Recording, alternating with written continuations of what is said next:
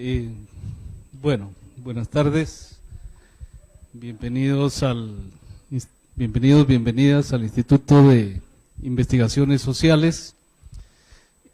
Con esta presentación del libro iniciamos el encuentro Nicaragua 1979-2019, de la revolución a la insurrección.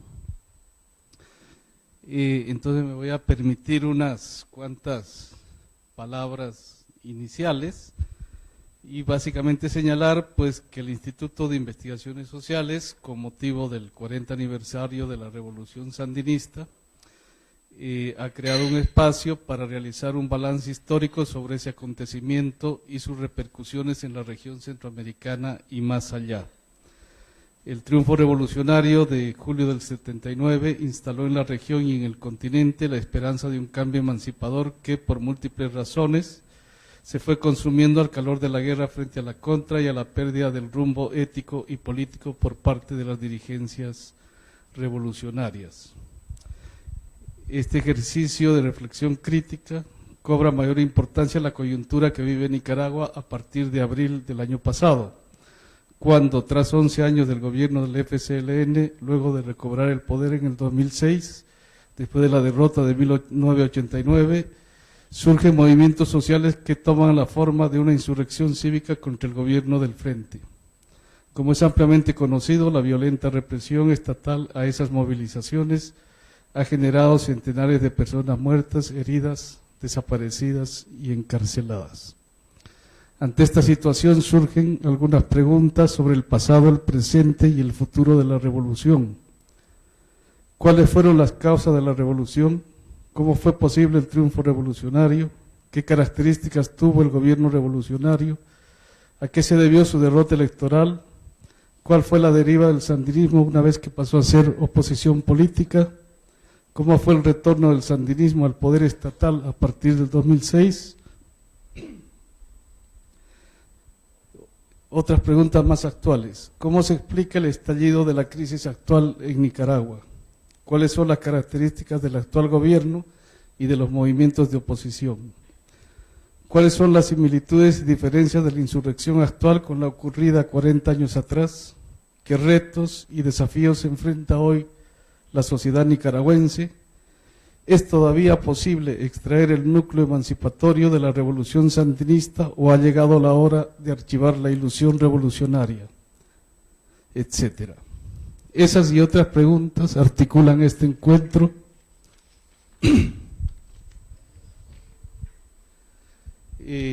ejercicio que se realizará en múltiples dimensiones. Se analizará lo social, lo político, lo económico, lo cultural y lo subjetivo en sus diferentes escalas, desde diversas miradas, privilegiando las miradas y las voces que fueron de alguna manera silenciadas durante, después y actualmente en este proceso revolucionario. Así que bueno, con esas palabras quiero darles nuevamente la bienvenida y también expresar mis agradecimientos, los agradecimientos del Instituto a todas las personas e instituciones que están participando en este proceso. La Vicerrectoría de Acción Social, la OAICE, la sede del Pacífico, la sede del Atlántico, CLACSO, FLACSO, la Iniciativa Universitaria por Nicaragua y todos los compañeros y compañeras del Instituto que han estado trabajando desde hace tiempo en esta actividad. Concluyo esta parte señalando que esta actividad está dedicada a los luchadores y luchadoras tanto del 79 como del último año.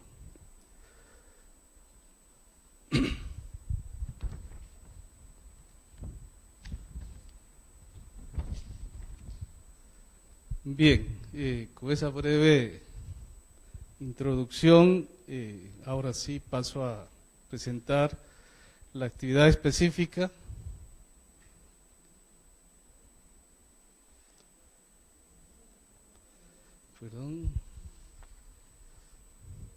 Que es la presentación del libro Nicaragua de la Revolución a la Sublevación, libro publicado por Claxo el año pasado en una primera edición, acaba de salir una segunda. Y tenemos hoy 4 invitadas e invitados. Alexander Aguilar Antúnez, que es uno de los compiladores, editores del libro, la doctora Dolores Figueroa Romero, la doctora Verónica Rueda Estrada y el máster Darwin Sánchez, todos ellos especialistas en la temática, y en el caso de la doctora Verónica Rueda y el máster Darwin Sánchez, también coautores de esta obra. Para no alargarme más, voy a darle la palabra a Alexander, unos 20 minutos, después tendremos los comentarios de Dolores, Verónica y Darwin, entre 10 y 15 minutos cada uno, y después unos 15 minutos para intercambio con el público. Así que, Alexander.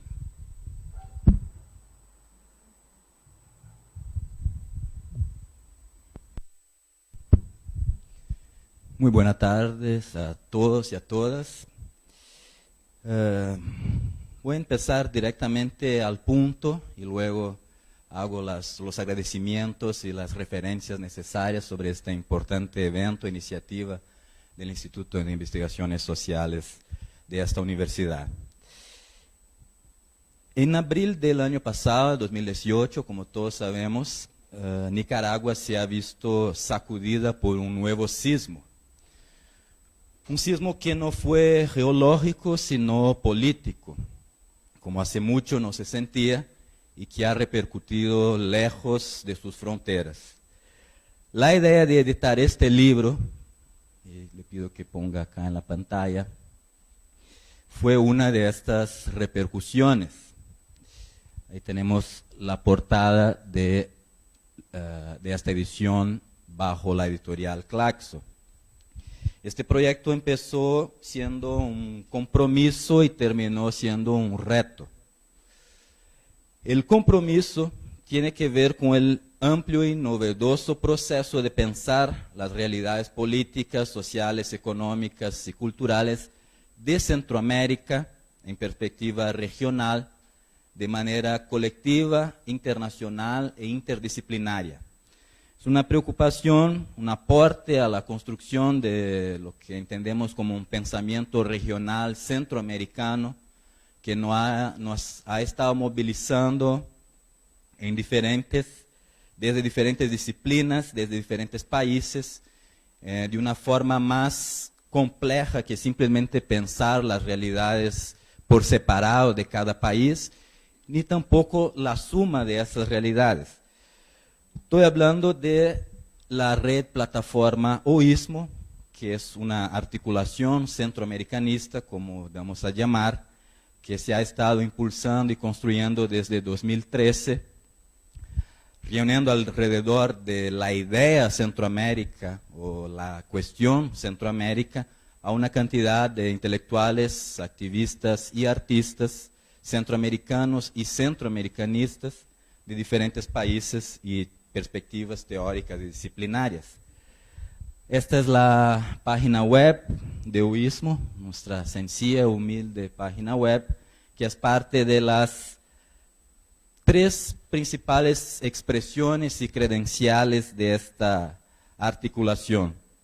Este sitio web es más que un espacio virtual en que hemos estado vertiendo opiniones y análisis sociopolíticas centroamericanas, se ha estado transformando en un espacio de articulación entre diferentes individuos y grupos preocupados, atentos a las cuestiones de los territorios y pueblos del Istmo Centroamericano.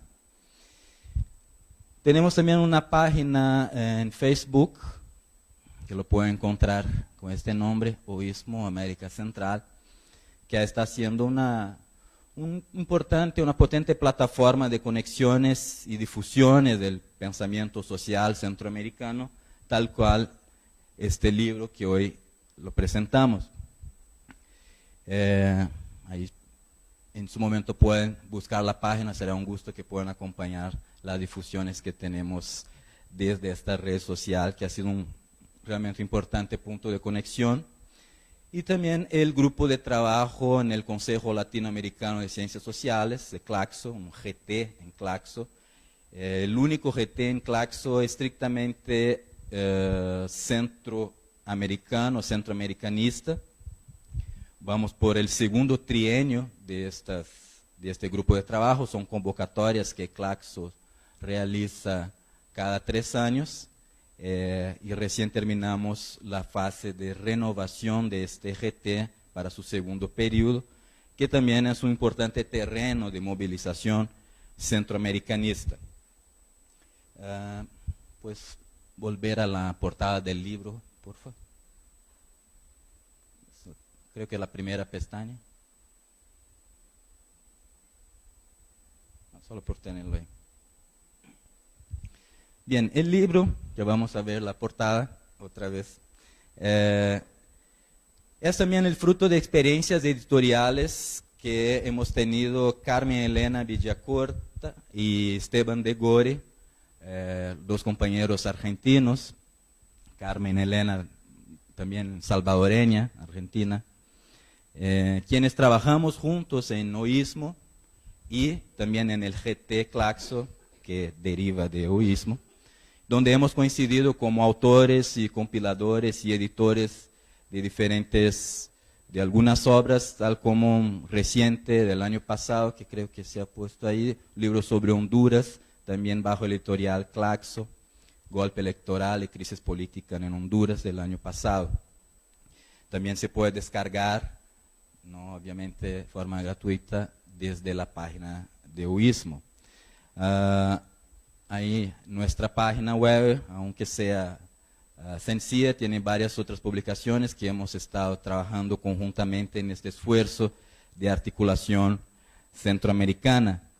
Para este libro en particular sobre la crisis nicaragüense, como todo buen proceso de investigación, algunas preguntas iniciales nos movilizaron para preparar la convocatoria de contribuciones editoriales para la publicación, que Carmen Elena expresa bien en la introducción del libro.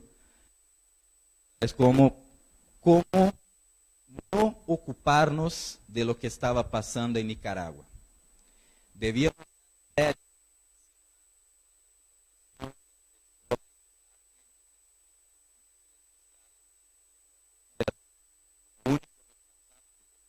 ola de protesta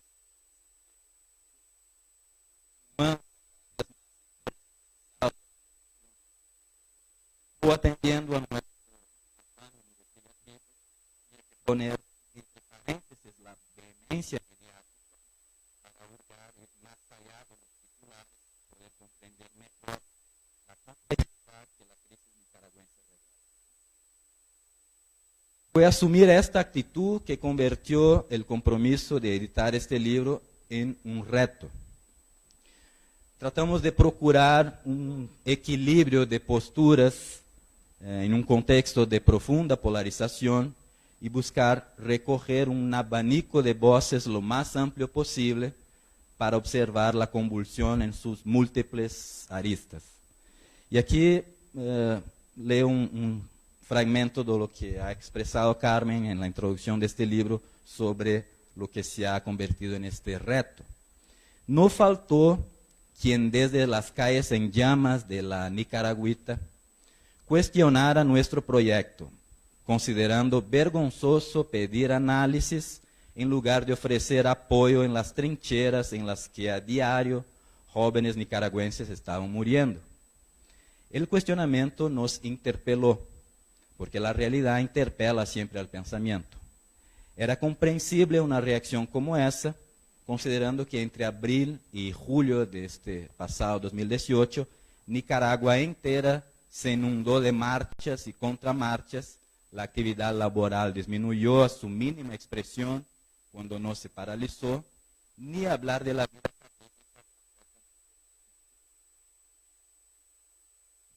Cabía pensar en un libro ante un panorama como este. Nuestra posición fue que sí, más que nunca cabía pensarlo. Tomando en cuenta el dictum de José Martí, trincheras de ideas son mejores que trincheras de piedras. reforzamos la decisión de fomentar la reflexión y el diálogo, produciendo un nuevo libro en pleno ojo del huracán. Un libro por eso que entre nosotros como compiladores le dimos a llamar como un libro de intervención, obviamente convocado y con textos producidos en el calor de la situación de todo lo que estaba pasando el año pasado. Salimos entonces en la búsqueda de voces plurales y autorizadas, dispuestas a explicar su visión de los acontecimientos. Y buscamos bastante, no todas las personas convocadas respondieron.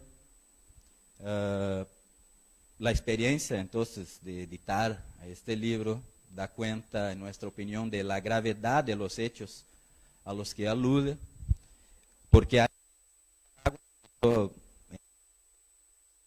pasado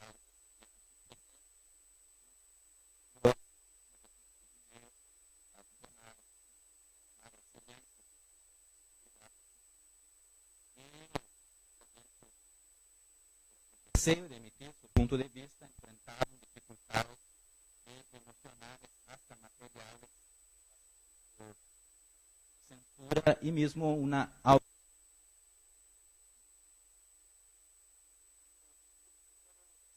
¿Puedo pasar a la próxima pestaña, por favor? La siguiente, creo, disculpe. A este. Esta es una epígrafe. La edición esta que estamos presentando hoy en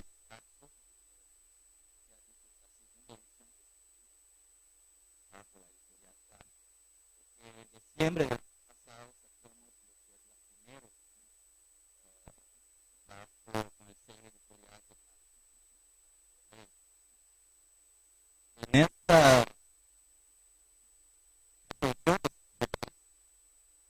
esta epígrafe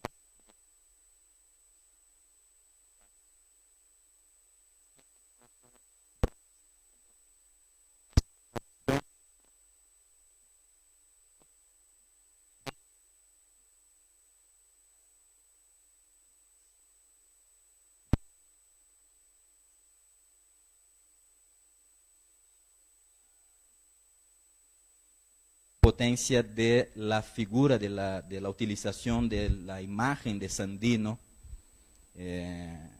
haciendo referencia a una expresión muy conocida en el sandinismo durante la revolución, sobre todo, que es bajo la sombra de Sandino, ¿verdad? La revolución se estructuraba bajo la sombra de Sandino. Entonces ese artículo de Catherine, muy interesante, menciona cómo la imagen de Sandino ha sido utilizada por el sandinismo para legitimar incluso la propia idea de identidad nicaragüense, ¿no? Y acaba con esta expresión también interesante, ¿no? El sacrificio último, es decir, la muerte en aras de la causa sagrada. ¿Puede pasar lo siguiente, por favor? No, la portada, creo que es el anterior, disculpa. Ahí. Entonces esta es la portada de la edición Sans Soleil, que salió a finales del año pasado, donde se ve las imágenes de la silueta de Sandino y de uno de los arbolatas del régimen Ortega Murillo. Que están ahí, que elegimos esta imagen no en vano. Es una foto de un conocido espacio en Managua, hecha por el fotógrafo Bernard Gordillo, donde estos dos símbolos están a la par y que en nuestra opinión expresa adecuadamente la metáfora de esta también, de la conocida expresión bajo la sombra de Sandino, que se convirtió en un eslogan de la revolución, tal como Catherine expresa en este epígrafe que hemos leído. Entonces, inspirados en este fragmento y en este eslogan, bajo la sombra de Sandino, hemos elaborado la distribución y organización de los textos que componen esta obra. Sin experiencias previas, otros libros que hemos podido compartir, el trabajo de edición, Carmen Elena, Esteban y yo, ahí tuvimos como una mejor capacidad de definir una uniformidad en cuanto a la extensión y al estilo de los ensayos. En esta obra,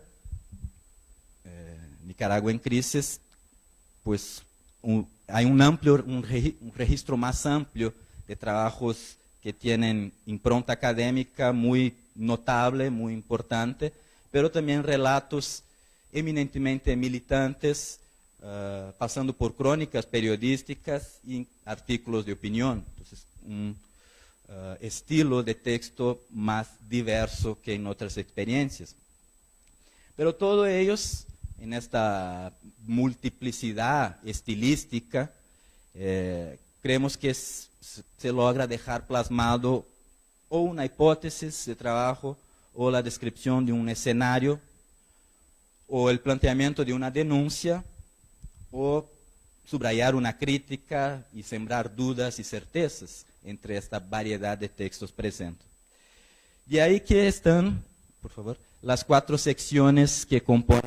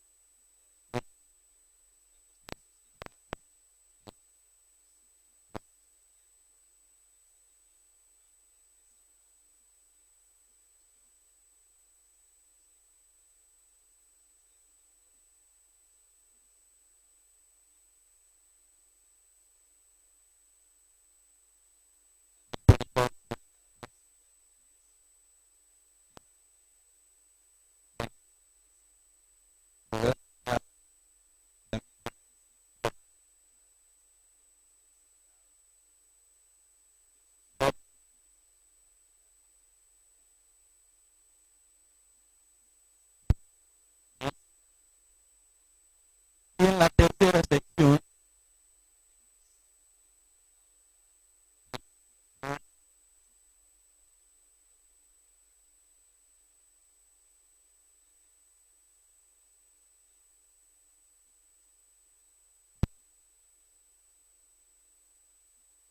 puntos entre los dos polos, tal vez, ¿verdad?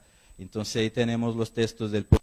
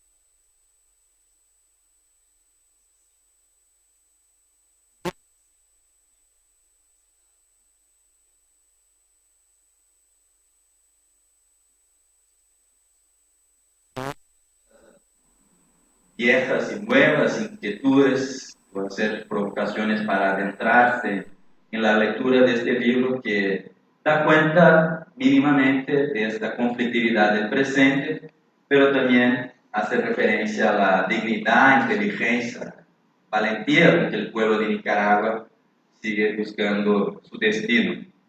La propuesta final de este libro es ser un aporte para la comprensión de la actual crisis, pero también una invitación a reflexionar sobre todas esas complejidades que entrañan los procesos revolucionarios que están tan presentes en la gramática política de este siglo XXI en distintas partes de América, y así también repensar el concepto mismo de revolución en la América Latina contemporánea. Yo creo que por esta presentación inicial así para ver los comentarios y conclusiones de demás compañeros.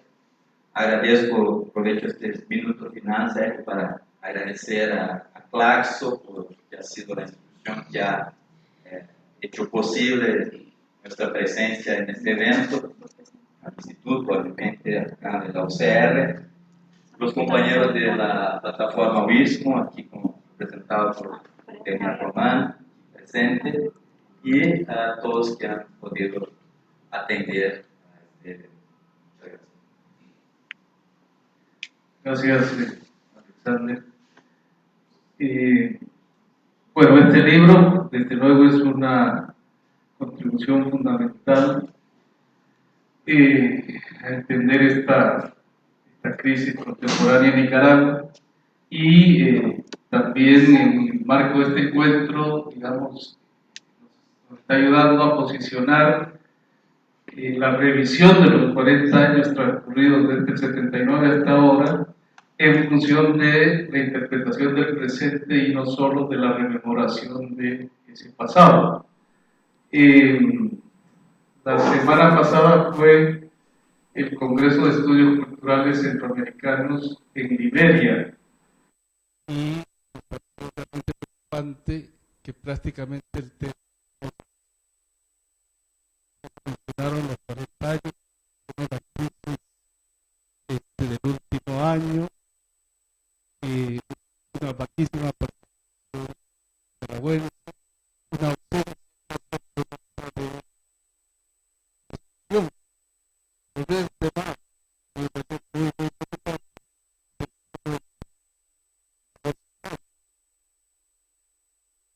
Habla tanto de tema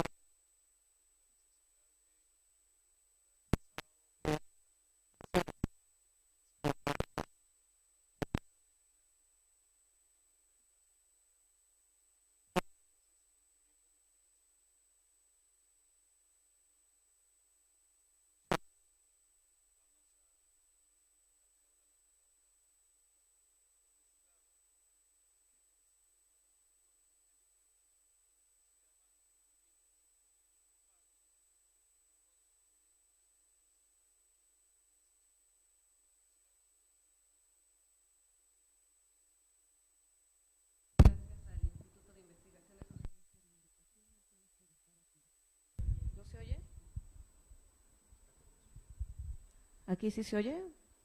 Ah, bueno, pues repito, gracias al Instituto de Investigaciones Sociales y a los aquí presentes. Bueno, la invitación es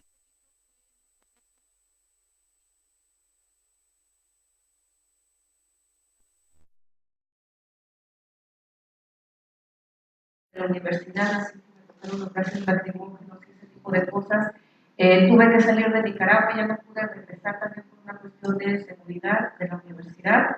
Así que bueno, este capítulo me sirvió un poco de catarsis, ¿no? Yo más que buscar describir el escenario, por mi formación de historiadora, yo buscaba como entender esos vasos comunicantes entre un pasado que estaba muy presente en las movilizaciones y el presente que estaba viviendo. Entonces, yo veía muchos cambios en la sociedad nicaragüense, pero al mismo tiempo veía muchas reminiscencias del pasado.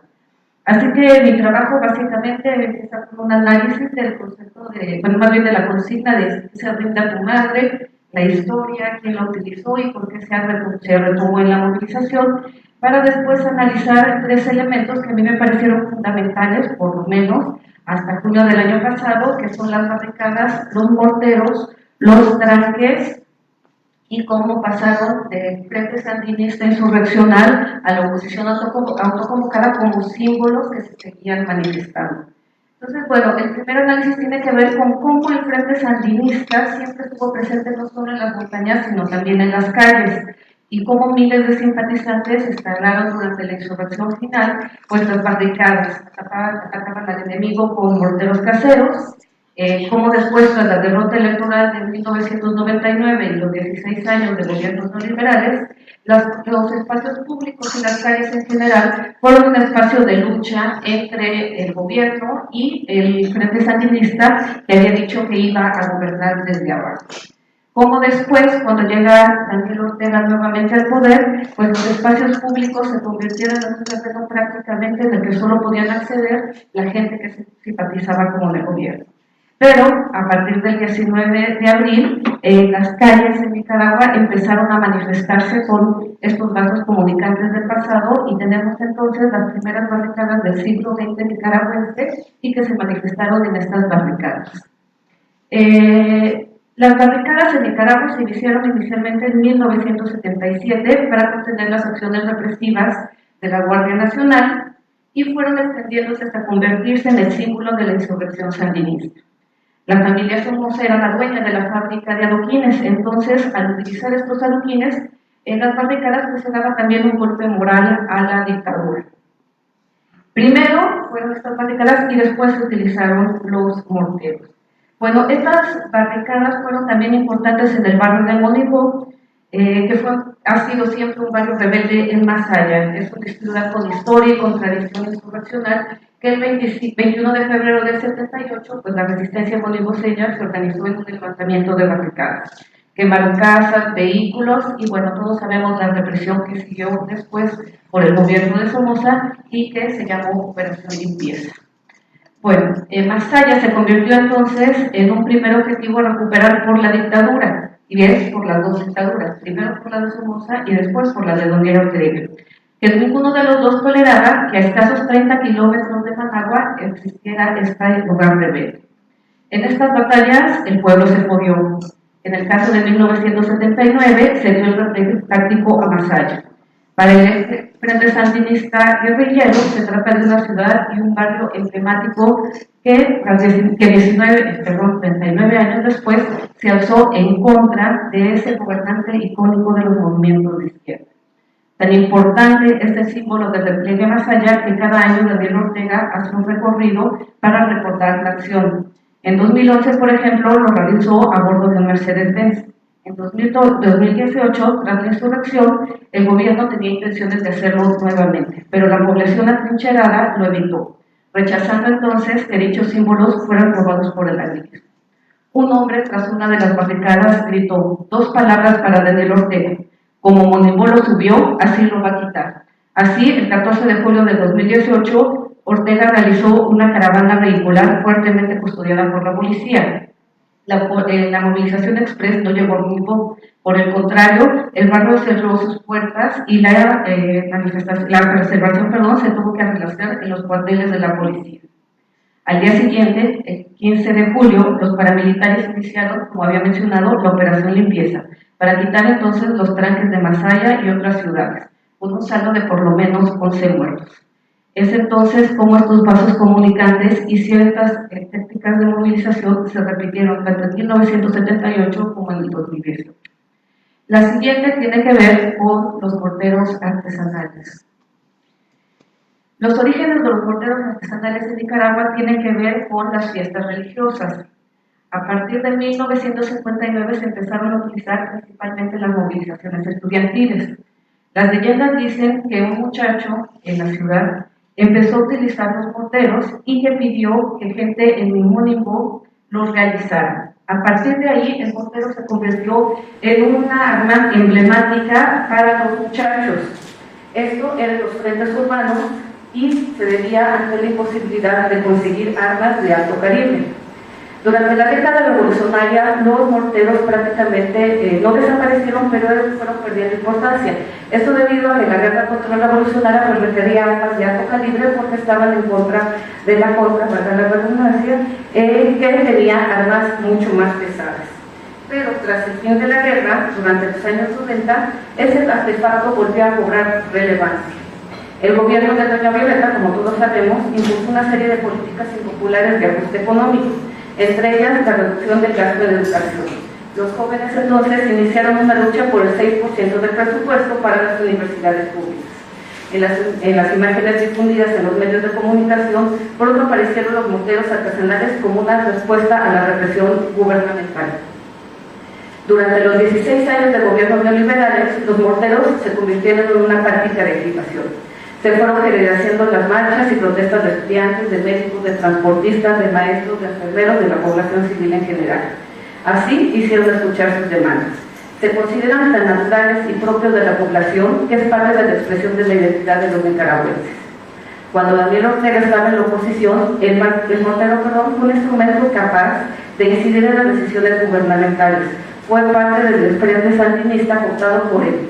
Una vez en el gobierno, el mortero fue utilizado por los danielistas para mostrar fuerza e intimidar al opositor. Al menos esa era la constante hasta abril del 2008, cuando entre los manifestantes del movimiento estudiantil 19 de abril, algunos aparecieron con morteros para defenderse.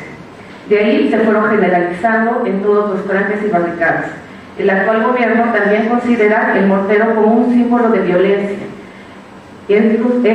Cuando fue él quien por 16 años lo promovió durante su gobierno desde abajo. Vemos entonces el símbolo de violencia para Daniel Ortega en el 2008, pero ahí tenemos, 2018, pero ahí tenemos una foto de él en una manifestación de la UNED utilizando un mortero. Esta foto fue sumamente significativa porque si ven, él está con los ojos cerrados. Está como no acostumbrado a utilizar el mortero, entonces entre los nicaragüenses, que su máximo líder no sepa utilizar un mortero, pues es bastante vergonzoso, pero al mismo tiempo muestra cómo va cambiando el discurso dependiendo del lugar en el que esté el frente sandinista, pero cómo los morteros siguen estando presentes en la identidad de los nicaragüenses.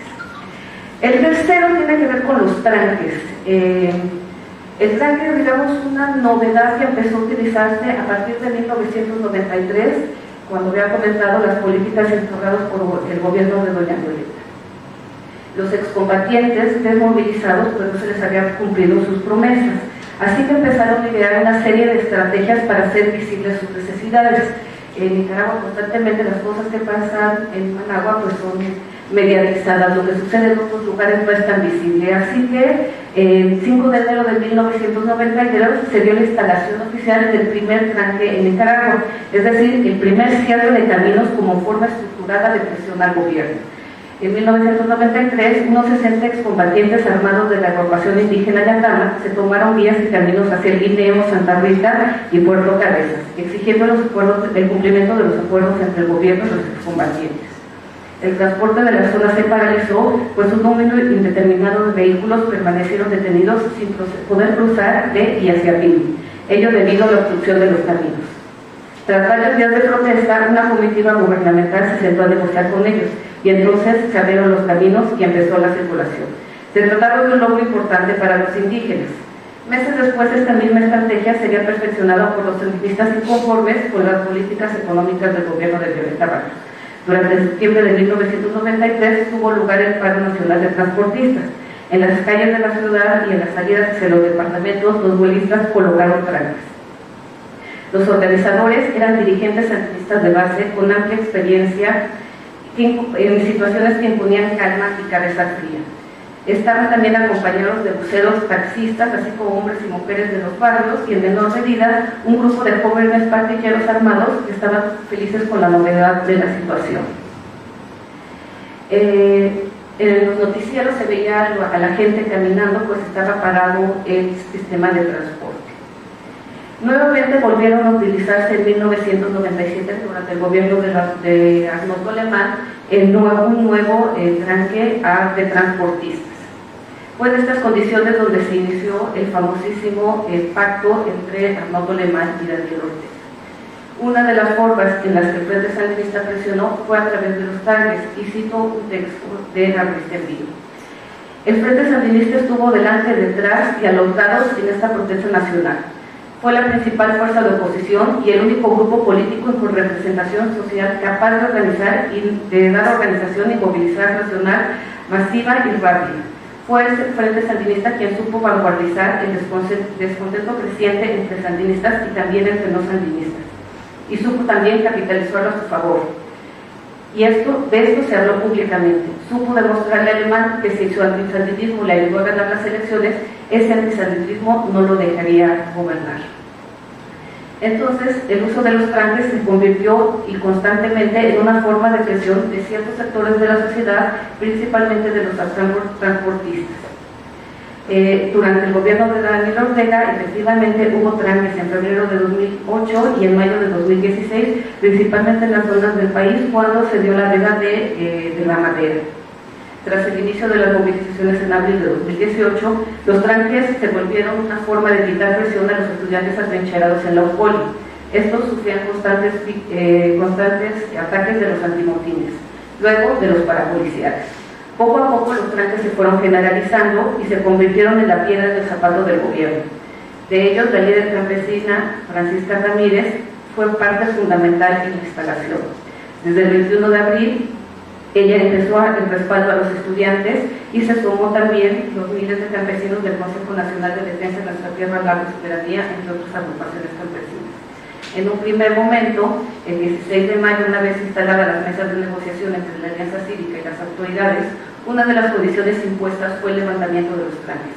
Los opositores supieron entender desde el primer momento que esa era su arma más fuerte contra el régimen. El gobierno decidió lanzar a las turbas apoyadas con equipos pesados para levantar los tranques, pero fue tal la organización que nuevos fueron apareciendo. La eliminación de los tranques fue muy violenta. Tan solo en el alcalde de San Pedro de Lobago, el campesino Pedro Mairena fue herido en el pecho y hubo un número indeterminado de heridos. La que sigue, por favor. Bueno, con estos rápidos resúmenes que hice de mi artículo, pues lo que quiero demostrar es cómo es un pasado no cerrado estas insurrecciones en Nicaragua, y que a pesar de que los jóvenes siguen intentando nuevas formas de movilización, hay ciertos fantasmas del pasado que se siguen repitiendo, y que bueno, las insurrecciones en Nicaragua pues no nada más son por el poder, sino también se dan en las calles y en los corazones.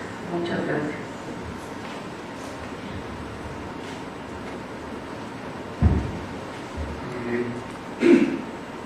Muchas gracias. Vamos a continuar con la presentación de Darwin Antonio Sánchez, que es autor del capítulo La protesta social en Nicaragua, derecho o delito. Muchas gracias por la oportunidad. Antes de comenzar voy a hacer unas breves aclaraciones. El artículo fue escrito casi 3 meses después de abril, entonces lo estaba escribiendo en un momento donde el terreno era muy movedizo y era bastante complicado establecer una postura. Algunas cosas de las que están planteadas en el artículo se han cumplido, otras han cambiado, pero en general el núcleo central del texto es poder plantear los escenarios que se estaban dando en ese momento. El artículo se redacta a partir de información recopilada con personas exiliadas y algunos extractos que tengo de proyecto de investigación de maestría. El título que escogí, como les comenté, fue Protesta social en Nicaragua, derecho o delito. Daniel Ortega retomó el poder en el año 2006 haciendo converger al Frente Sandinista en una narrativa que exaltaba su personalidad. De ahí que se hable de orteguismo y sandinismo como dos fenómenos políticos diferenciados. El orteguismo alude a un pragmatismo político que mezcla religiosidad popular, conservadurismo, esoterismo, corporativismo, caudillismo, fanatismo y una cierta militancia política fiel al partido del Frente Sandinista, con un discurso de izquierda como velo para ocultar una praxis política y económica neoliberal.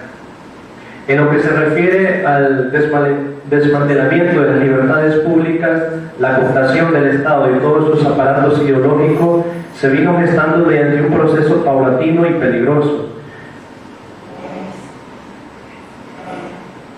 Tras un pacto con el presidente Arnoldo Alemán en el año 2000, Daniel Ortega consiguió reformar la constitución política para que el número de votos para ganar las elecciones en primera vuelta fuera reducido a un 35%.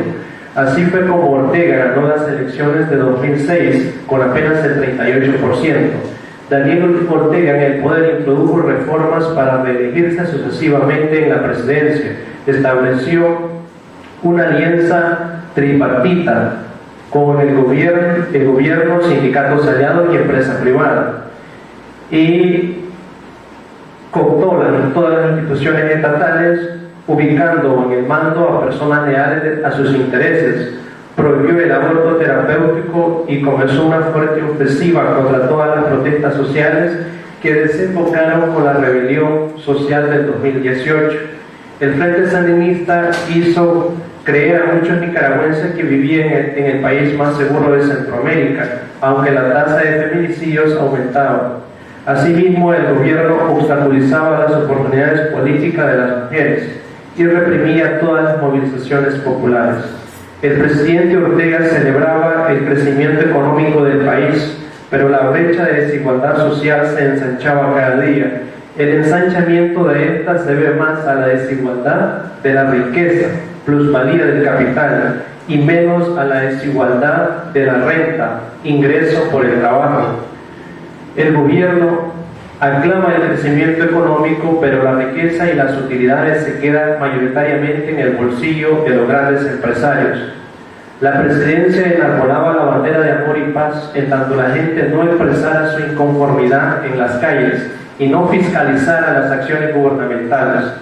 Esa Nicaragua que el mundo estaba conociendo en las revistas económicas y las agencias de turismo se construía mediante la sumisión de una gran mayoría del pueblo nicaragüense. Todo intento de protesta y descontento social en Nicaragua era desarticulado por grupos violentos aliados del gobierno. La gente reprimida volvía a su vida cotidiana, resignada, entre comillas, al control del aparato estatal, mientras acumulaba en su pecho con un nudo en la garganta las ansias de libertad. En abril del 2018 la población nicaragüense explotó, expulsando la tensión y el descontento social acumulado durante 12 años.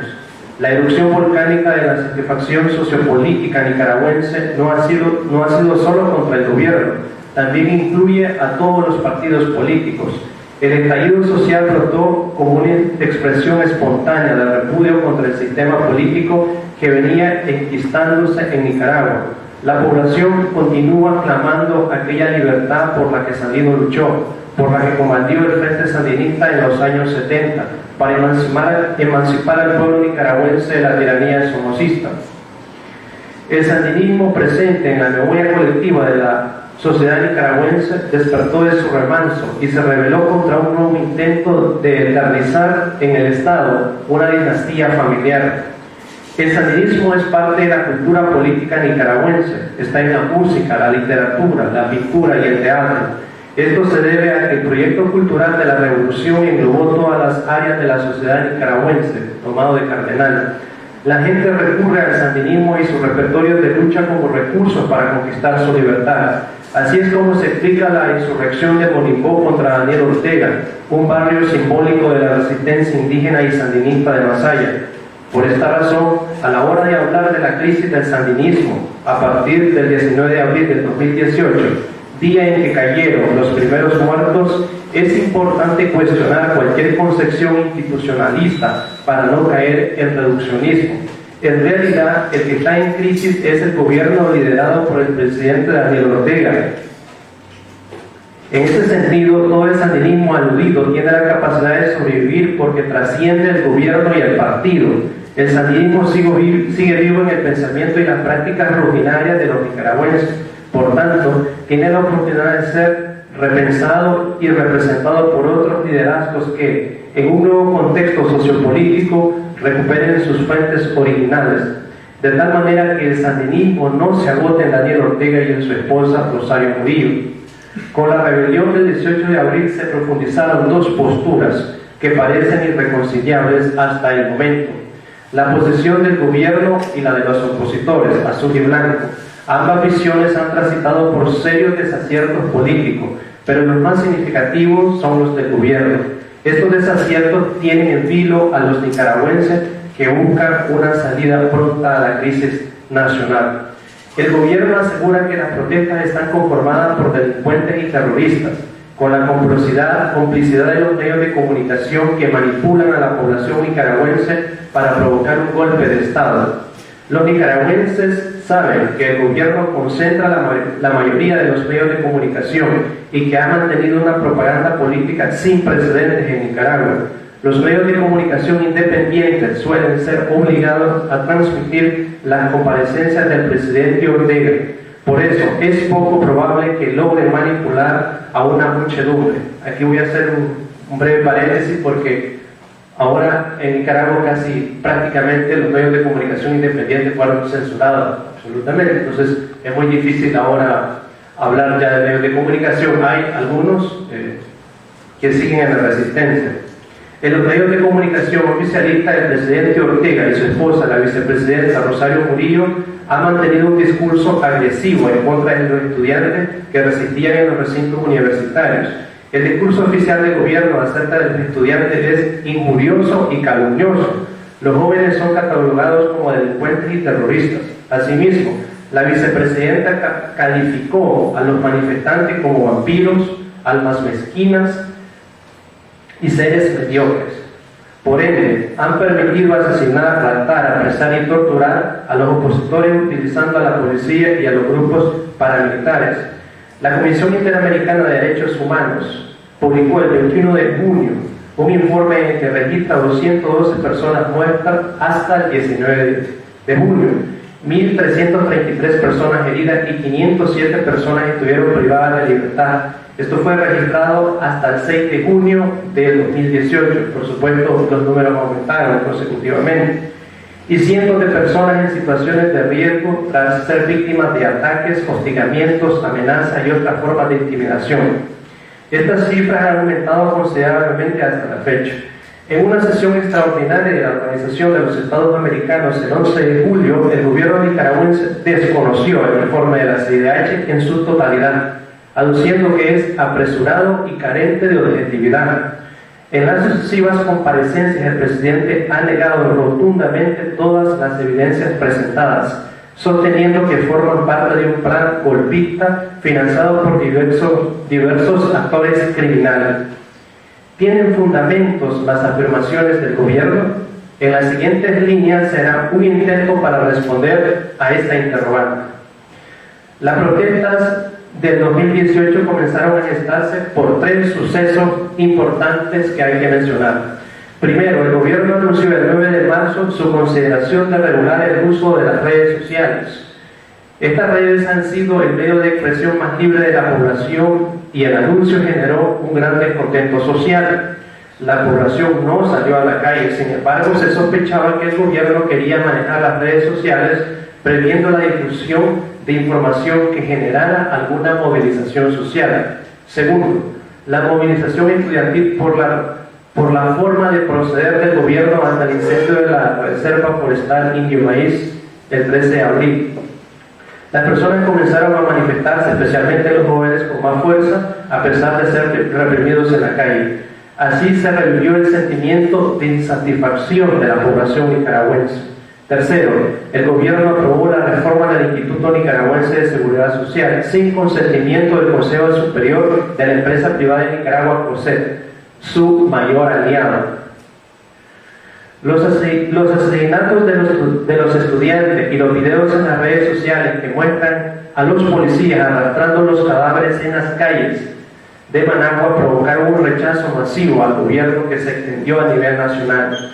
Después de 3 días de resistencia civil, el gobierno derogó la reforma al Seguro Social el 21 de abril, medida que se hizo pública el 23 del mismo mes. El reclamo por la reforma al INSS era solo la punta del iceberg. La población nicaragüense, en su vehemente aversión a la masacre estudiantil, también liberó todas las tensiones acumuladas durante más de una década de subordinación.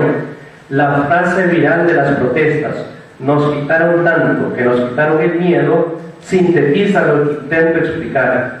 Así que las protestas se intensificaron de forma espontánea, sumando viejas y nuevas demandas sociales de sectores heterogéneos de la sociedad nicaragüense. Para que una lucha social y una propuesta política tenga consistencia y longevidad en Nicaragua, deben ser, en términos teóricos, prácticos y éticos, superiores a la del gobierno. No obstante, en las protestas han habido fallidos importantes con costos políticos significativos del grupo Azul y Blanco. Algunos detractores del gobierno han reanimado un sentimiento antisandinista y cometido actos criminales en el país. Ciertas personas justifican sus acciones aduciendo de que son mecanismos de defensa ante la arremetida del gobierno. Sin embargo, eso empuja a los sandinistas que discrepan con Ortega a plegarse al gobierno en lugar de apoyar a las protestas y al movimiento Azul y Blanco. En consecuencia, se profundiza la polarización política y el país no tiene una vía alterna o una tercera vía para salir de la crisis. Por otro lado, se percibe un otro ausente, un actor popular que no ha sido escuchado y representado, pero que ofrenda, o que ofrendó en este caso, porque ya pasó, las víctimas por la causa. En la línea anterior, la Mesa de Diálogo Nacional, siendo lo más honesto, se debe reconocer que fue convocada al gobierno, mostró esta mesa que fue convocada para conversar con el gobierno, dialogar con el gobierno, mostró estar ciertamente desconectada del sentimiento popular. Algunos miembros de la alianza que dialogaban con los representantes del gobierno se dejaron llevar por los insultos de los representantes del gobierno y sus tácticas evasivas.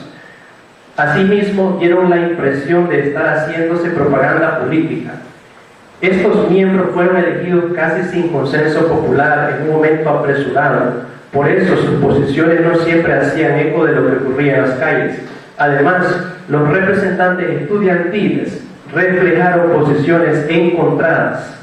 Estas debilidades han sido aprovechadas por el gobierno. En otro orden, los manifestantes hasta la fecha no han formado una organización estructurada para lograr mayor cohesión social. Las protestas se circunscriben al plano de las convocatorias y marchas, cuyo mayor resultado ha sido el arrebatamiento de las calles al gobierno. Hace falta madurar un proyecto a corto y largo plazo para articular los diversos actores sociales de forma estratégica, táctica y coordinada. Estas pueden ser células, comités estudiantiles y barriales para disputar del campo político al gobierno. El resultado final de las protestas es impredecible, pero se aprecia que el gobierno con las fuerzas paramilitares ha logrado aplacarlas infundiendo terror y encarcelando opositores. Existe el temor de que las persecuciones y encarcelamiento se intensifiquen mediante una ley contra el terrorismo, precisamente para procesar a todos aquellos que han venido oponiéndose al gobierno. Esto desembocaría en una criminalización de toda protesta social en Nicaragua, a como efectivamente sucedió, y esto se había escrito mucho antes de que sucedieran los encarcelamientos de todas las personas líderes. Así, algo considerado como derecho se convertirá en un delito. En el mejor de los casos, el conflicto también podría concluir con un arreglo de cúpulas, es decir, la empresa privada, el gobierno y los partidos políticos de oposición pueden terminar negociando y anteponiendo sus intereses a las demandas populares. Este tipo de arreglos significaría la continuación de un modelo político de pactos en Nicaragua. Muchas gracias.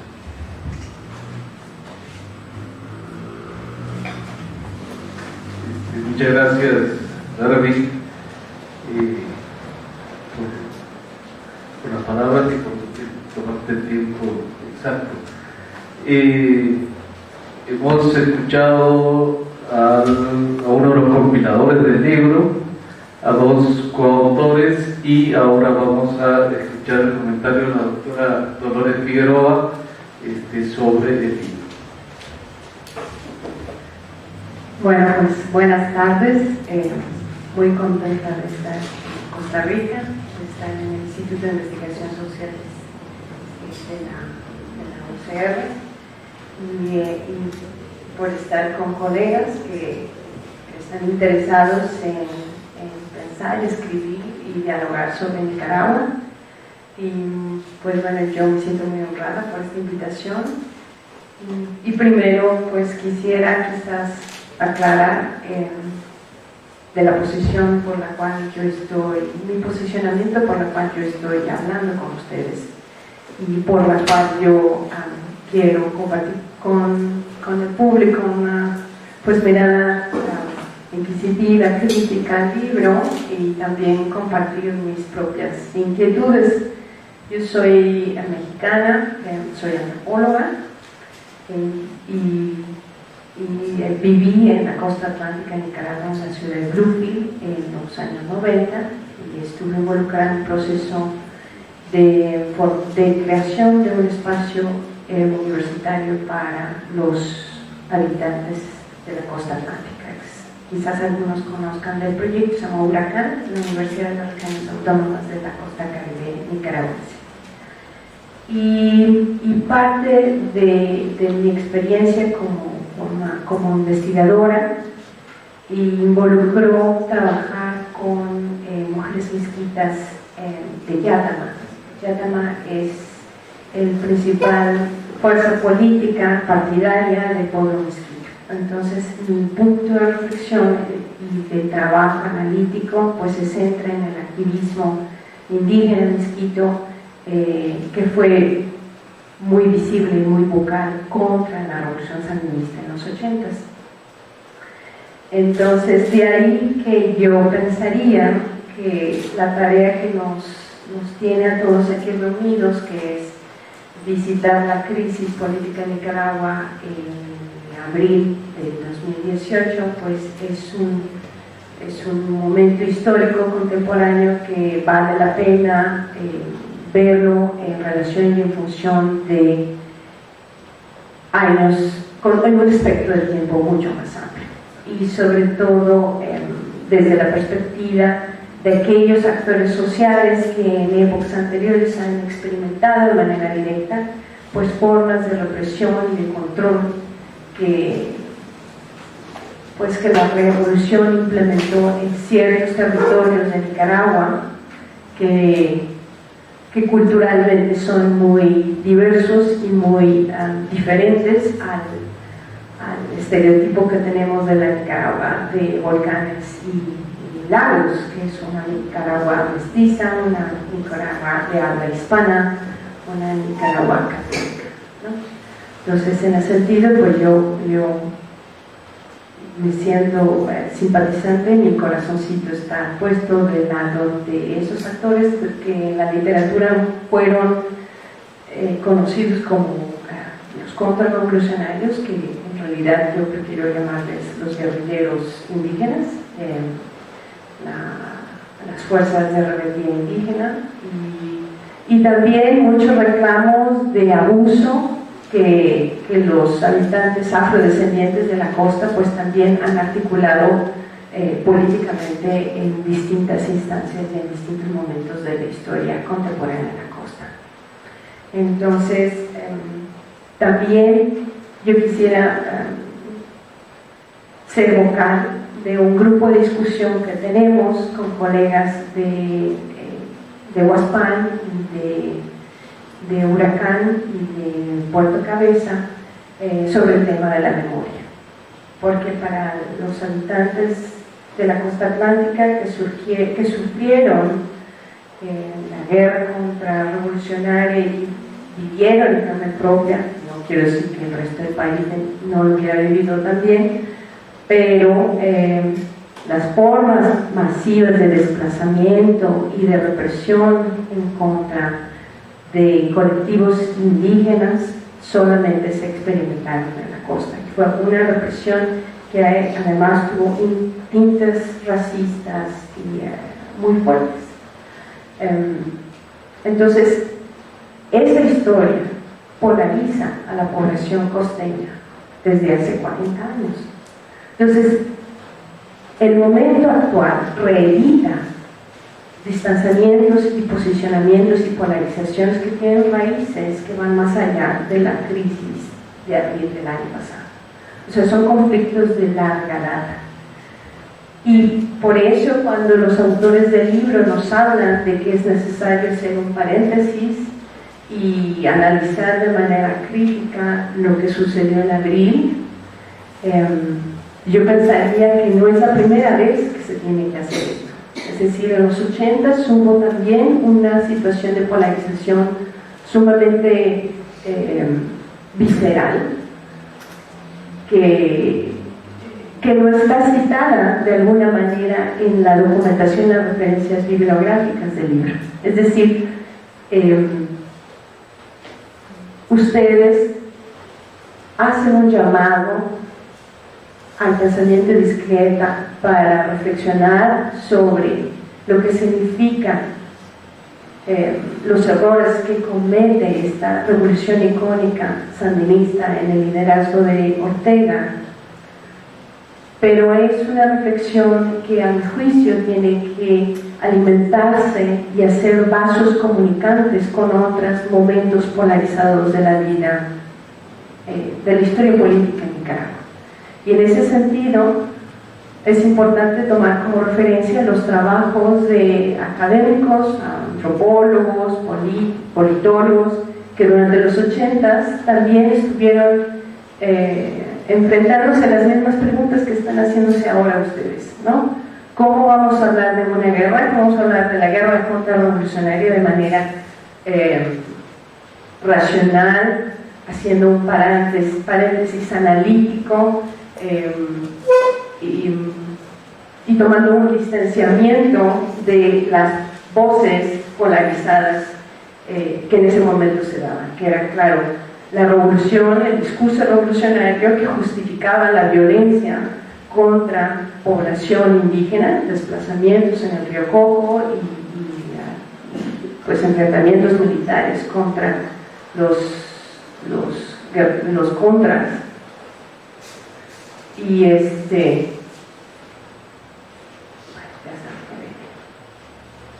esta revolución que justificaba la violencia por la obtención de un bien mayor. Y por otro lado, el discurso de derecha, el discurso que estigmatizaba y señalaba a la gente de la contra e indígena como manipulados por la CIA. Entonces, estos dos discursos opositores no te permitían ver la textura social, las razones de los actores en las localidades para actuar en función de sus ideales y su defensa de sus derechos. Ese momento de los 80 también lo estamos viviendo ahora. Y yo creo que es un llamado muy importante no solamente a los cientistas sociales, sino también a los activistas, a oír y escuchar las voces de los actores que son los más afectados. Es decir, esta reflexión sobre la crisis no solamente tiene que quedarse en el nivel del Estado, de las ideas, del choque de las ideologías, sino también tiene que involucrar los testimonios de la gente que vive en las calles, los procesos de resistencia, de represión, y que está articulando con muchos esfuerzos nuevos símbolos de resistencia, ¿no? Entonces yo pensaría que este libro tendría que tener como una segunda edición, sí, donde por ejemplo las voces de feministas estuvieran ahí con más presencia, no solamente porque han sido atacadas por el régimen de Ortega, sino también porque las feministas tienen una relación agria con la revolución. O sea, este malestar de la falta de respeto y de reconocimiento de los derechos de la mujer por los procesos revolucionarios no es nuevo. Entonces, ahí tendría que también estar presente para darnos elementos de reflexión sobre los monstruos internos de los proyectos de construcción nacional desde la izquierda. Eso en términos de las feministas. Otro elemento que está ahí es acercarnos a los jóvenes. ¿Quiénes son los jóvenes? ¿Quiénes son esos muchachos que estaban en las barricadas? O sea, los jóvenes en los discursos aparecen como los manipulados, como los seres los sujetos que no tienen una conciencia política lo suficientemente sofisticada para ser tomados en cuenta, y que pueden ser manipulados por agentes de derecha, que sí, seguramente esas cosas pasan. Pero mi invitación es a pensar más allá de eso, a pensar a los jóvenes involucrados en esas formas de resistencia como sujetos de acción política y como sujetos que generan discursos de liberación y utopías. Los muchachos son de distintas naturalezas, socialmente son muy diversos y sus intencionalidades son varias, y lo mencionan algunos de los autores de la compilación, mencionan esa diversidad de identidades y de ideologías. Pero aún así yo sentiría que no los conocemos del todo y que es importante explorar eso y responderlo para hacerles honor al sacrificio que ellos estuvieron haciendo en las calles, pero también para responder sobre quiénes son los actores contemporáneos de la historia nicaragüense. O sea, cuando hablamos ahora sobre la crisis de Nicaragua de hoy en día, también tenemos que hacer una reflexión sobre los cambios generacionales que hay entre los jóvenes nicaragüenses y los que hicieron la revolución sandinista. Hay una distancia generacional. Y hay también una distancia en términos de las expectativas de vida. Por ejemplo, para explicar un poco más justo a detalle, mencionaría el trabajo que realizan colegas de la Universidad de BICU en Bluefield, que es la Bluefield Indian Caribbean University. Bueno, tiene un nombre. Sí, bueno. Ellos tienen un programa de educación dirigido a los jóvenes sobre la autonomía. ¿Qué es la autonomía? ¿Cuál es el régimen autonómico? En la costa atlántica de Nicaragua existe un régimen de representación multiétnica que se le conoce como la autonomía, el régimen de autonomía costeño. Y este régimen fue creado como un mecanismo de pacificación en la zona de la costa donde los grupos armados indígenas estaban en armas. Entonces es una parte de la historia contemporánea de la costa atlántica que es también consustancial a la revolución y que los jóvenes costeños no conocen hoy en día. Entonces ellos perciben que los gobiernos autonómicos están plagados de concejales mestizos que no son respetuosos de los derechos de los pueblos de la costa y no hay una reflexión más profunda o más sofisticada de por qué ese régimen y por qué los costeños tienen que hacer referencia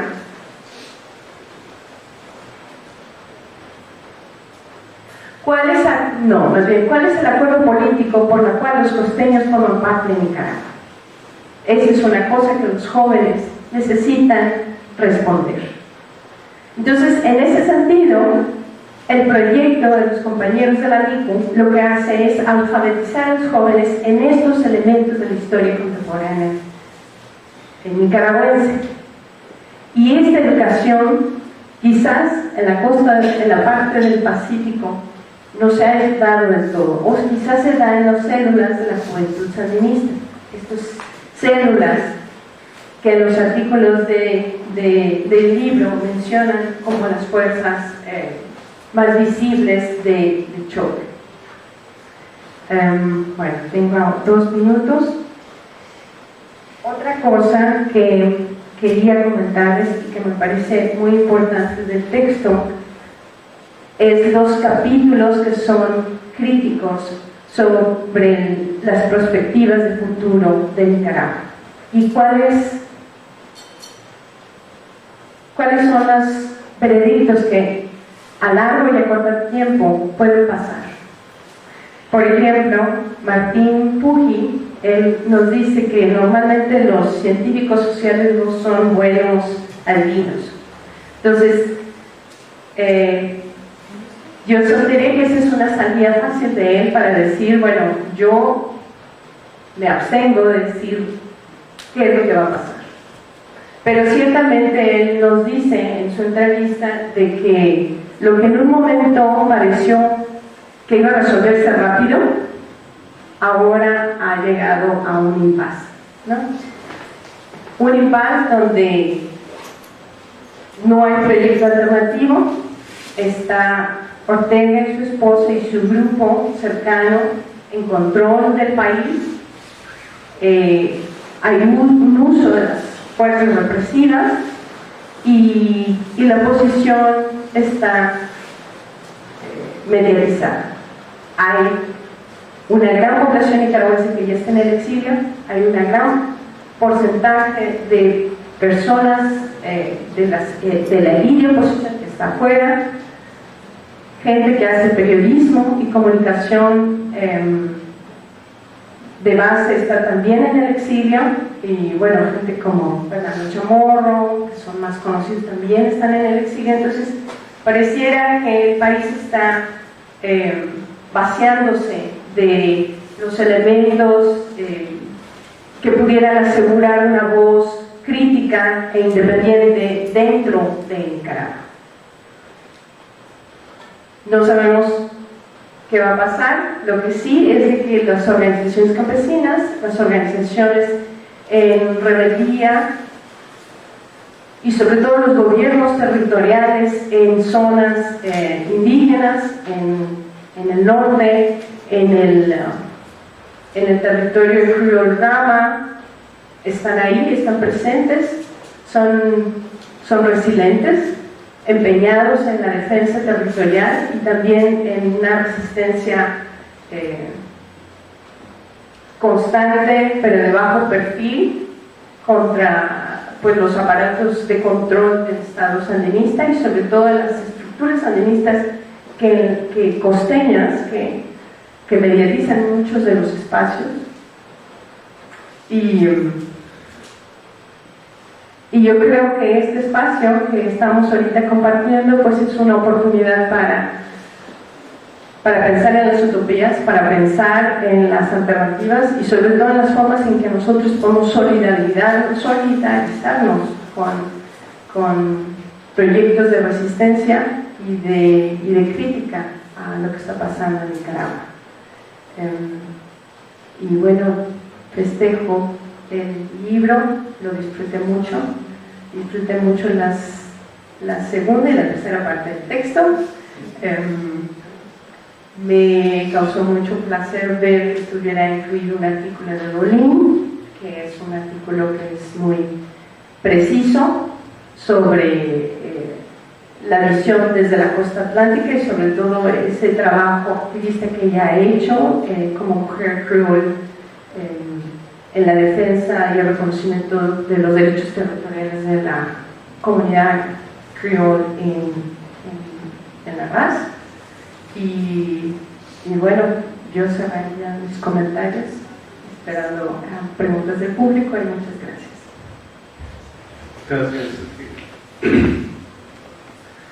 Pues estamos iniciando un ejercicio de reflexión, de memoria, de prospección, un ejercicio, digamos, benjaminiano de escuchar las voces de los vencidos, las voces de los actores subalternos, pensar el presente, imaginar el futuro. Son tareas que tenemos para esta para esta semana y en adelante, obviamente. Yo quería comentarles brevemente, hace como un mes hubo una conferencia en la Universidad de Brown, ahí estuvo Douglas, creo, que me parece que también fue muy interesante en este esfuerzo por pensar y repensar la revolución y todo lo que ha venido después. Me parece como 8 sesiones que están en internet, ustedes las pueden buscar, realmente vale la pena verlas. Estuvieron muchos de los ex actores de la revolución, ¿no es cierto?, revisando un poco su historia, su punto de vista, su discusión. Nosotros en este último tiempo también hemos hecho algunas actividades, hemos hecho un ciclo de cine, a propósito, el jueves pasado vimos Heredera del Viento, que también parece que es un ejercicio muy interesante, de Gloria Carrión, aunque todavía no he visto un ejercicio de Lorenz de Rey. No sé si han visto el libro Hija de Revolucionarios, que es una crítica demoledora que hace la hija de Renis de Rey y Elizabeth Burgos, que me parece que vale la pena también revisar. No es exactamente, obviamente, sobre el caso nicaragüense, pero me parece que es un ejercicio interesante para la discusión. Así que bueno, vamos a abrir, tenemos unos 15 minutos más o menos para preguntas, comentarios del público. Sí. Sí. El comentario que quería hacer es que me llamó la atención. Con el micrófono, por favor, porque estamos transmitiendo. El comentario que quería hacer es en relación al título, que habla de la revolución o la insurrección, ¿verdad? Como 40 años. Pero es que en realidad yo, desde mi punto de vista, soy nicaragüense, mi nombre es José Valdivia, estoy aquí refugiado, es que yo no lo veo como un periodo, yo veo que hay un punto de quiebre ahí que no está mencionado, y es el Pacto del 98. ¿Por qué hablo del Pacto del 98? Porque la revolución se acabó en el 90, y el Frente Sandinista mantenía la idea que iba a recuperarla, pero el Pacto del 98 no fue un pacto de reparto de poder, ¿no? Fue también que el Frente Sandinista aceptó el neoliberalismo. Y por eso que muchas veces en nuestro discurso se mete los 16 años neoliberales. Eso no es cierto. Daniel Ortega profundizó en el neoliberalismo. Y parte de las consecuencias de eso fue la insurrección que tuvimos en abril. Además de la pérdida de la institucionalidad. Porque la institucionalidad que se había comenzado a formar en Nicaragua a partir del 90 cambió en el 98. Entonces yo creo que son dos momentos completamente distintos, pues, que no están relacionados uno con otro. Y además lo que he escuchado de los jóvenes, casi ninguno hace referencia a esa revolución. Ellos están pensando en el presente, ahora, y cuál va a ser el futuro que ellos quieren construir.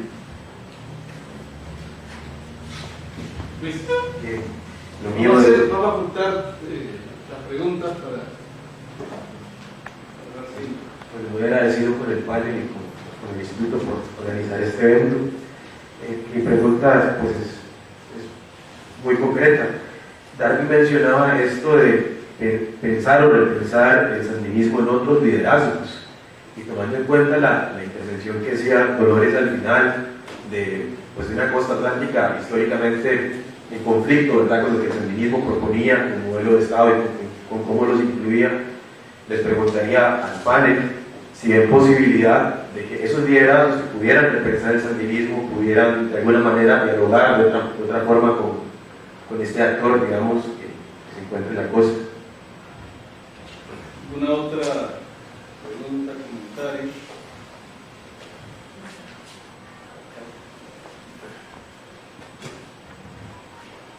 Partiendo de lo que expresaba el señor brasileño, en ese libro entonces no se contempló nada que tuviera que ver con investigación de los titulares, contenidos de los medios de comunicación. O sea, Realmente, bueno, porque siempre en ciencias sociales se hace una revisión de lo que está pasando con los medios de comunicación, pero según me pareció entender, no incluyeron o no tomaron en cuenta el parecer de lo que estaba ocurriendo en ese momento, lo que estaban escribiendo los medios de comunicación. ¿Alguien más? Vamos a ir en orden contrario, 2 minutos, 3 minutos. Comentario final. Pues, a ver, la posibilidad de dialogar de otra manera, si necesariamente tiene que haber otras formas de establecer un diálogo.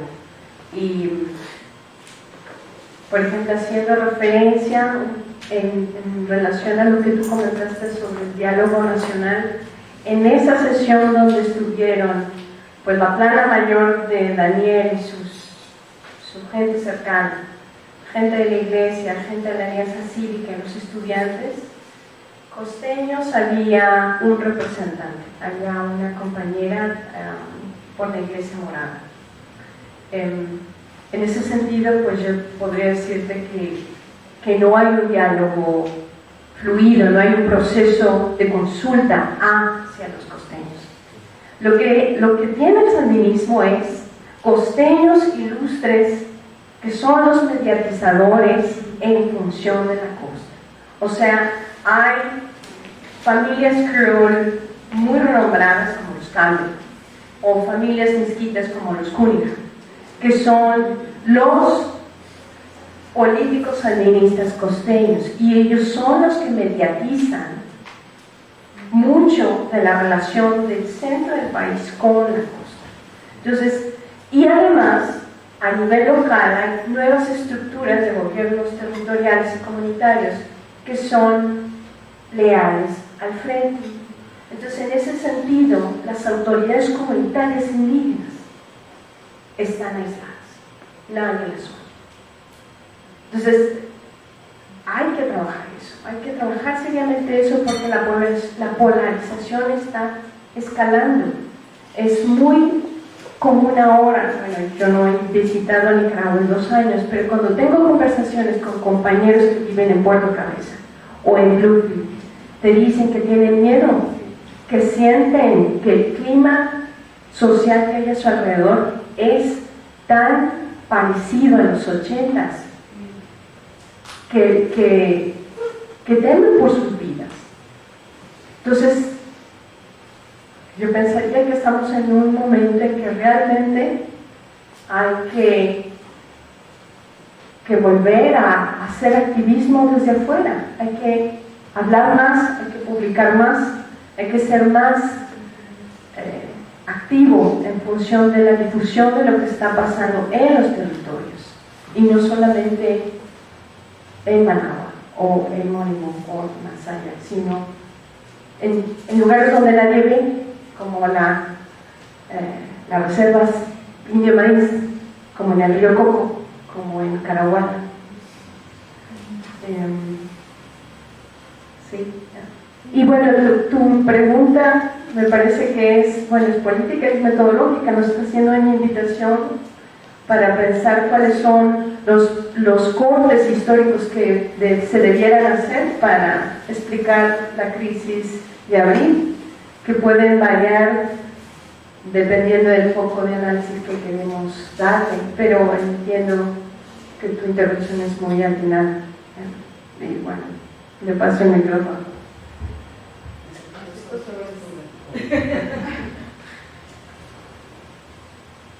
Bueno, gracias por la pregunta. Voy a comenzar de atrás, de la última pregunta. ¿Cómo se utilizaron los medios? No puedo hablar completamente de todo el libro, porque cada quien utilizó la metodología más pertinente de acuerdo a lo que estaba analizando. En mi caso, yo hice mucho uso de los medios de comunicación. Hubo un momento, ustedes bien lo saben, que para poder acceder a la información en Nicaragua teníamos que estar casi las 24 horas del día pendientes de los medios de comunicación, especialmente de las redes sociales. Y las redes sociales se convirtieron en el principal medio de comunicación que nos proporcionaba las noticias a las personas que ya estaban fuera del país. Entonces, definitivamente en mi caso, recurrir a los medios de comunicación fue indispensable. Del mismo modo, los testimonios de las personas que estaban llegando ya de Nicaragua y leyendo algunos textos algunas investigaciones anteriores que estaban escritas. Entonces, sin duda, los medios de comunicación es casi ineludible, ¿verdad? El tema de la ruptura es parcialmente de acuerdo con el compañero, le doy retomo, de hecho, su planteamiento. Sin embargo, también vemos que hay ciertas continuidades en los procesos, es decir, desde una teoría más marxista y más histórica, existen realidades que se van repitiendo, hechos que se van repitiendo. Y con relación al tema de repensar el sandinismo, yo planteo en un artículo que el sandinismo no se vota en Daniel Ortega ni se vota con Rosario Murillo, porque el sandinismo, como bien lo plantea el poeta Ernesto Cardenal, el sandinismo forma parte ya de nuestra cultura, y es de la cultura política también, pero también está en la música, en la literatura, en la pintura, inclusive en la arquitectura. Sería bueno revisar el texto de Cardenal. Creo que una de las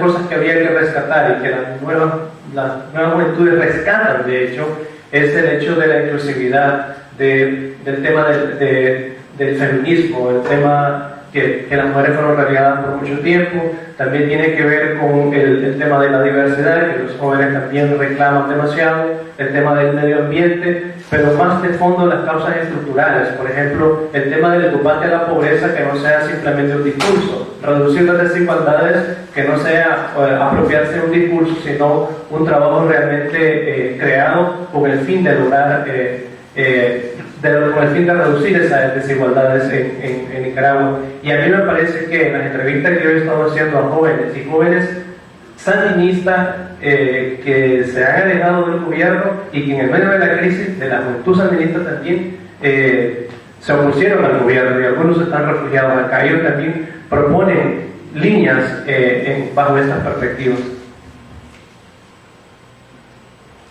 Yo rápidamente mencionaré que efectivamente, ¿no?, el libro tiene algunas deficiencias, pero muchas de ellas se entienden por razón del tiempo.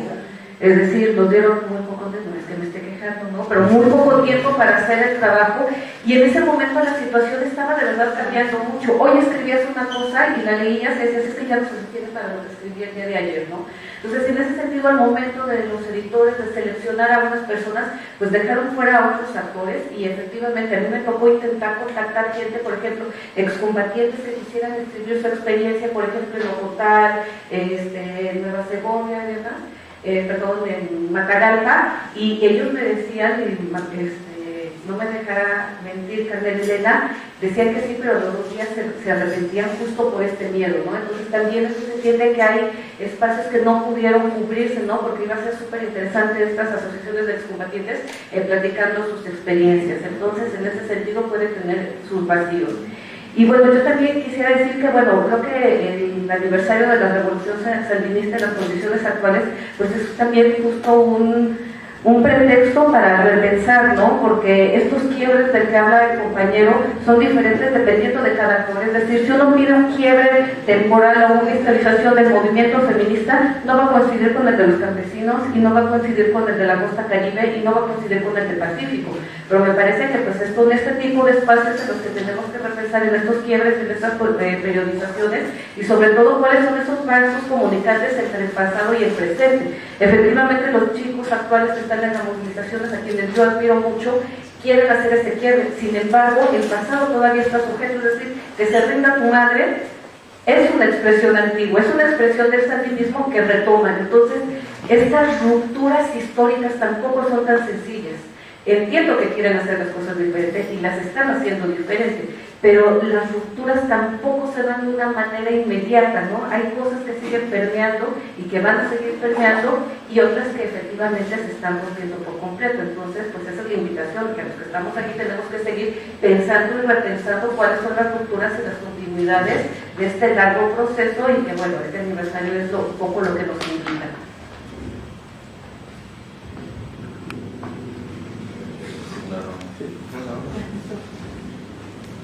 Bueno, empezando por la pregunta de la compañera, sí hay un capítulo específico sobre este tema, texto de Iván Castro, que es Nicaragua, comunicación y redes en la crisis, en que Iván trata de precisamente hacer esta reflexión sobre la cuestión mediática, cómo se ha dado el manejo de redes sociales como el punto neurálgico de la crisis.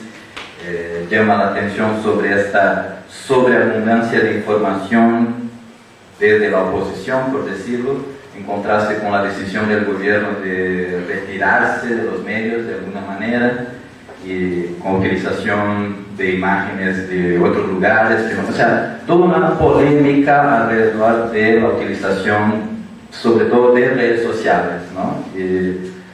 No sé si estará tan completo el texto también, porque obviamente eso tiene que ver con el segundo punto, ¿no? Cómo se ha dado el proceso del libro, la urgencia, los tiempos y todo esto, pero creo que es un asunto que llama mucho la atención porque convoca la reflexión sobre un concepto que en mi opinión aún es poco explorado, que es lo de tecnopolítica, ¿verdad? La utilización de todo el ambiente digital, tecnología, de redes sociales para los procesos políticos de forma general y amplia, no solamente click activismo, el cyberactivismo, que a veces se suele reducir el tema a esto, pero es mucho más complejo, mucho más profundo, y hemos estado teniendo varios ejemplos de esto en Centroamérica, incluso en particular, como las propias caravanas migrantes desde el año pasado, que han estado teniendo las redes sociales y el WhatsApp como la principal herramienta para ni hablar de elecciones presidenciales a partir de movilización de redes sociales, ¿verdad? Como El Salvador y mismo en el caso de Brasil.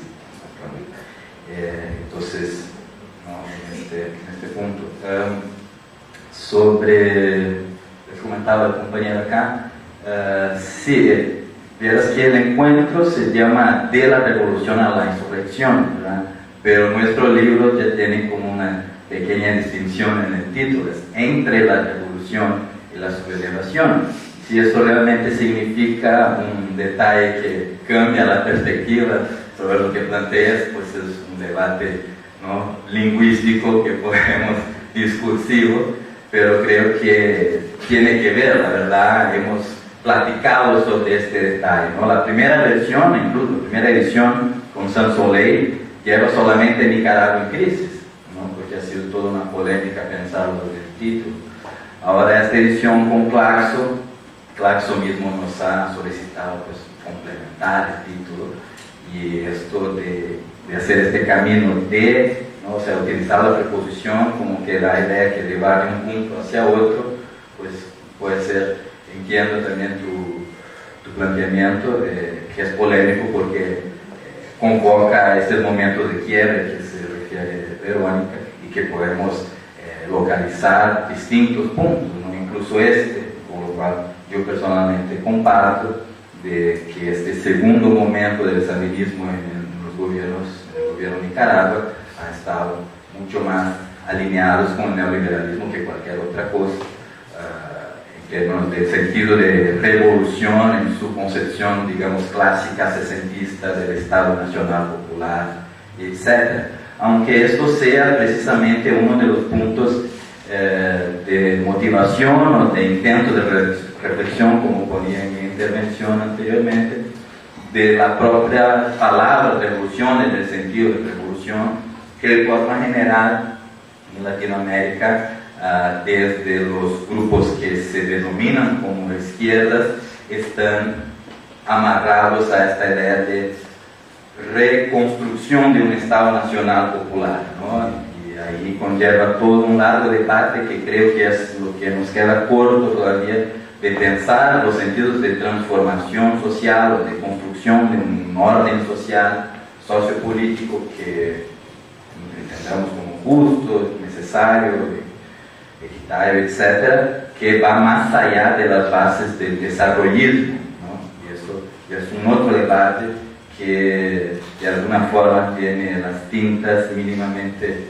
puestas ahí, o se espera entre los textos, que es esta no pensar solamente las izquierdas, sino pensar el sentido de transformación social a partir de otras bases que no lo del desarrollo, ¿no? Y esto es un debate bastante actual, ¿no? De cómo la noción de desarrollo aún es el anclaje, ¿no? Es el horizonte a lo cual uno quiere llegar con un proyecto de transformación política, pero que está puesto en jaque y que cada vez más contemporáneamente, y que creo que se expresa también un poco en los comentarios que mencionaba Dolores, que tiene que ver con esta, entiendo yo, esta reflexión sobre la identidad nacional nicaragüense, sobre este lugar de la costa atlántica, la costa caribeña, en el imaginario del Estado-nación nicaragüense, ¿no? O sea, la costa, mi acercamiento particularmente a este proceso de la crisis actual que explotó el año pasado, viene precisamente de la costa atlántica, con lo cual yo he trabajado directamente con Dolín también en enero del año pasado, 3 meses antes de explotara la crisis. Ya había todo el ambiente, el clima de persecución y de miedo, de vigilancia, ¿verdad? Sobre todo ahí en la costa, porque sí es histórico, ¿no? Este proceso de inclusión al este imaginario nacional, y como el sandinismo de los 80 ha manejado esto, ¿no? El propio Alberto Torres Rivas critica al sandinismo en esto, este es su último libro, Revoluciones sin cambios revolucionarios, ¿no? Sobre cómo ha sido la campaña de alfabetización ahí en la costa caribe, ignorando, o sea, imponiendo, ¿no? El castellano, ignorando todo el proceso de las identidades propias autóctonas del Caribe, y que hemos intentado mencionar, o sea, incluso, ¿no? Hay un movimiento de refundación de la mosquitilla, ¿verdad? Dentro de la costa caribe, las diferentes líneas de concepción política en la costa. Hay uno de refundación del que reclama esta, digamos, separación del Estado de Nicaragua, ¿verdad? Entonces sí, es un tema enorme que seguramente debe estar más presente en lo que es la reflexión sobre la revolución sandinista, ¿no? De acuerdo, y que en este libro en particular obviamente no ha tenido la ambición de esgotar o quizás ni mismo acercarse con la debida propiedad al tema por el tiempo, por los tiempos, ¿no? De su edición, y también por lo que era el objetivo mismo de tener alguna sistematización, o sea, grosso modo ese ha sido el gran punto de esta publicación, tener alguna sistematización mínimamente puesta, elaborada sobre lo que se estaba dando, ¿no? O sea, cuando decimos que Nicaragua es un símbolo y que es delicado hablar de estos símbolos, es porque obviamente esto mueve muchas pasiones, ¿no? Es súper espinoso cuestionar a los íconos. Ortega ha sido un ícono, ahora, pues ok, es un dictador y hay diferentes versiones y calificaciones de lo que ha sido, se convirtió el sandinismo de los 80, pero en el momento, sobre todo fuera de Nicaragua, fuera de Centroamérica, ¿no? Y desde Sudamérica, y los compiladores somos ahí, ¿no? Argentinos y brasileños. Yo soy de tal brasileño salvadoreño, que lo he registrado, pero no tengo doble nacionalidad, pero hablo de ahí también desde el Brasil, donde vivo ahorita. Entonces era importante tener una mirada mínima de ese intento de concebir lo que estaba pasando, sobre todo por esta gran guerra cultural que se estaba dando en los medios y se sigue dando, ¿no?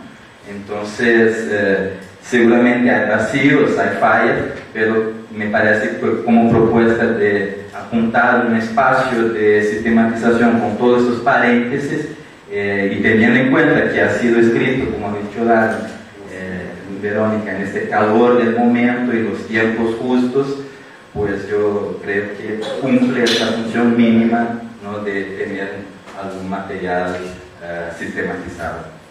Ese es el tiempo, señor.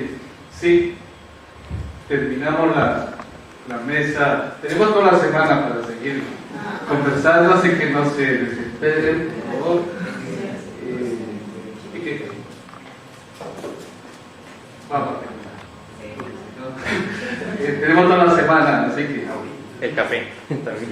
nada más invitarles, seguido tenemos un conversatorio que se llama 40 aniversario de la Revolución Sandinista, Memoria e Historia, el movimiento estudiantil en la historia política de Nicaragua.